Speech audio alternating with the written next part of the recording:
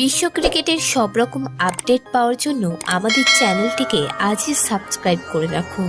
মুশফিকুর যখন ব্যাট করতে নামেন তখন বাংলাদেশের অবস্থা খুব একটা ভালো ছিল না। তখনও তারা পাকিস্তানের থেকে 301 রানে পিছিয়ে ছিল।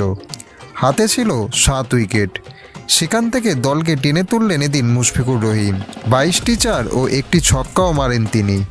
মাত্র 9 রানের জন্য 200 রান এদিন হাতছাড়া হলো মুশফিকুরের। 200 রান করতে না পারলেও তিনি করলেন এই রেকর্ড। এদিন নিজের 11তম শতরান করেছেন মুশফিকুর রহিম, তার মধ্যে 5টি বিদেশের মাটিতেই। তিনি বাংলাদেশের হয়ে বিদেশের মাটিতে সবচেয়ে বেশি শতরান করা ব্যাটসম্যান। এর আগে এই রেকর্ড যৌথভাবে ছিল মুশফিকুর ও তামিম ইকবালের দখলে। দুজনেই 4টি করে শতরান করেছিলেন। শনিবার রাওয়ালপিন্ডিতে তামিমকে ছাপিয়ে গেলেন মুশফিকুর রহিম। ভিডিওটি ভালো লেগে থাকলে বাংলার ক্রিকেট চ্যানেলটিকে অবশ্যই সাবস্ক্রাইব করে দিন।